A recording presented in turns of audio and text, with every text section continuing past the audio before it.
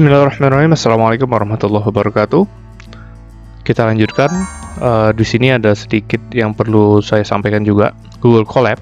Tinggal di searching aja Google Colab. Ini kalau mau menjalankan pemrograman Python tanpa perlu proses instalasi. Ini kita aksesnya dari cloud Google Colab. Nah, sini kebetulan saya sudah login ya. Tapi kalau belum login nanti dia akan minta sign in dulu. Ya, di sini saya contohnya saya sign in ke akun saya yang lain. Nah, di sini kita bisa buat notebook baru, ya. Tapi dalam hal ini saya hanya membuka template yang sudah saya buat. Ya, di sini keuntungannya kita nggak perlu instalasi Python dan Jupyter di laptop kita. Cuman kelemahannya kita harus selalu akses ini online, jadi tidak bisa offline ya.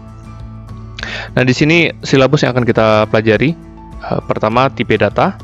Ada number, string, print formatting, list, dictionaries, boolean, tuples, sets, kemudian masuk ke comparison operators, if, elif, and else statements, for loops, while loops, range, list comprehension, function, lambda expression, map, and filter. Ini akan kita pelajari, tapi kita tidak belajarnya di Google Colab. Ya, Google Colab kurang lebih sama seperti Jupyter Notebook, ada kode sama teksnya juga. Cuma di sini kita akan jalankan lokal saja menggunakan Jupyter Notebook. Karena itu ini bisa kita download saja IPYNB-nya, ya, Python Notebook-nya kita download, kita letak di folder yang sama, Intro to Python, namanya Python Intro, ya. Dan kita download, di sini otomatis keluar, ya, Python Intro IPYNB. Ini yang pengenalan tadi, yang video sebelumnya. Nah, sekarang kita jalankan yang ini, kita klik saja, dia bisa buka di tab baru. Ya, seperti kita lihat, kita mengerjakannya localhost, artinya tanpa internet pun kita bisa kerja. Ya, ini cukup pengenalan, kita close saja. Nah, kita masuk ke Python Intro. Nah, di sini kita tipe data pertama yang akan kita pelajari adalah numbers. Kita klik di sini, bikin tambah di sini. Otomatis dia adalah kode, nggak apa-apa. Yang ingin kita kerjakan juga di sini number ya, kita 1 misalnya gini, Ctrl Enter. Nah, ini angka 1 bisa dihasilkan ya, atau 1 tambah 6 ya, langsung bisa juga ya. Misalnya kita tambah lagi penjumlahan, itu integer ya, ini kita bisa misalnya double ya, atau float number, perkalian misalnya, perkalian seperti ini, seperti ini ya, seperti itu. Bisa juga kita tambah pembagian, misalnya 6 bagi 2, seperti itu. Operator yang lain bisa kita lakukan adalah mod, ya, mod 2, 4 mod 2, itu 0, habis dibagi 2. Ya, kemudian ada lagi, ya, seperti ini. Itu merupakan pangkat ya, 2 pangkat 4, 16. Nah, kurang lebih seperti itu operator di numbers, di angka ya. Dan kita juga bisa melakukan hal-hal yang lain, seperti kita bisa memasukkan ini dalam bentuk variabel ya, kalau kita mau. Contohnya misalnya kita bikin variabel panjang sama dengan 23, seperti itu. Kemudian ada variabel lagi, kita letak lebar sama dengan 2,5.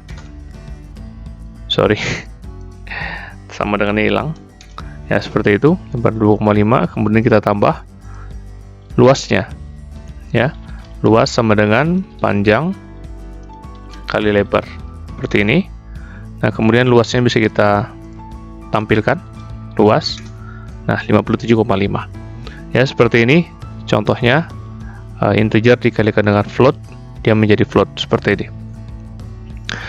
Itu contoh untuk numbers. Kemudian ada juga tipe yang lain adalah strings. Strings ini adalah teks ya. Kita bisa menampilkannya dalam satu quote seperti ini. Ini adalah teks seperti ini ya, seperti itu, single quote, ataupun kita mau double quote seperti ini.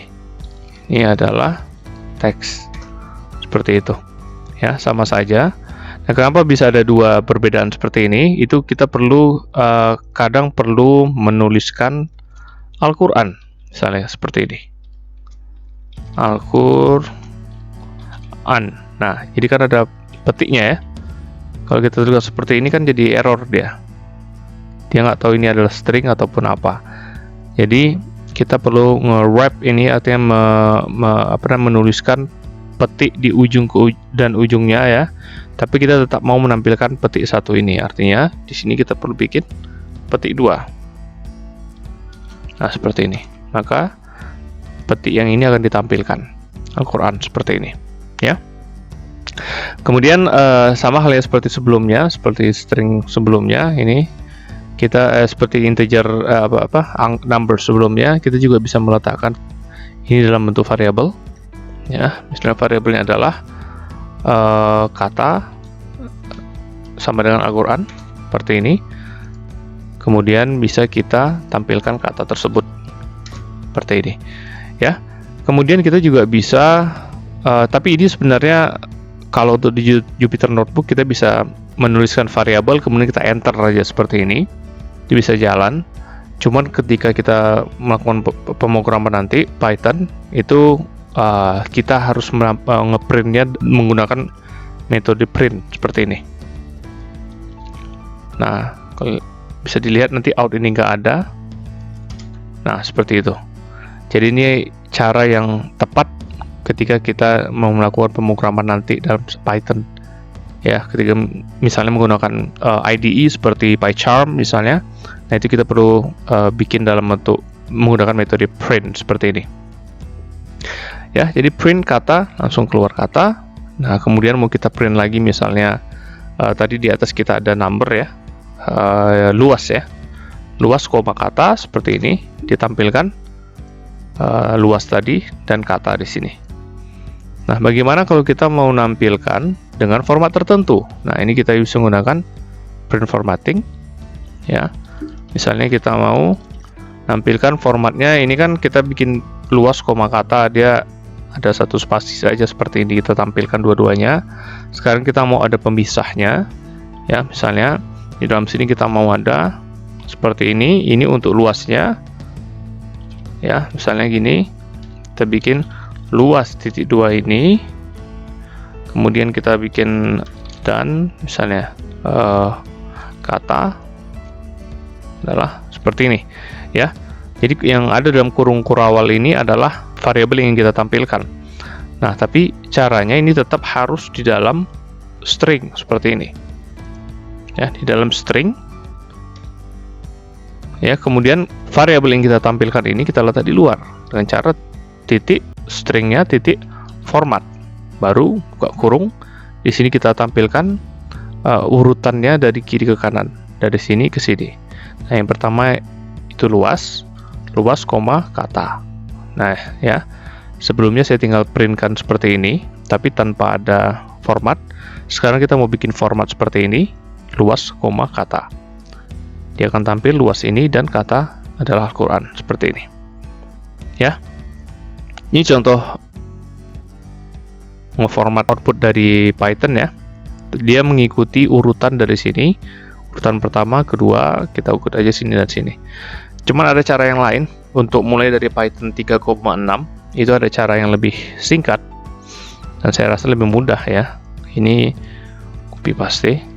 Kita tidak perlu lagi menuliskan format seperti ini ya. Format F besar ini daripada di belakang, kita letak di depan. Letak di sini F seperti ini aja. Kemudian isi dalamnya langsung diisi. Luas ini kata ya. Sederhana seperti itu, kita enter. Dia menghasilkan output yang sama ya. Tapi daripada kita nuliskan panjang-panjang format, nanti luas ini nanti kita lupa ini urutan yang berapa, kalau udah panjang nanti contohnya ya. Jadi kita tinggal letak di dalam kurungnya saja seperti ini. Yaitu cara untuk print format ya. Jadi kita sudah mempelajari mengenai numbers, kita mempelajari mengenai strings, kemudian mempelajari bagaimana memformat dari suatu luaran atau print, metode print dari Python. Di pertemuan berikutnya nanti kita bahas mengenai list, dictionary, dan seterusnya. Terima kasih, sampai jumpa di video berikutnya.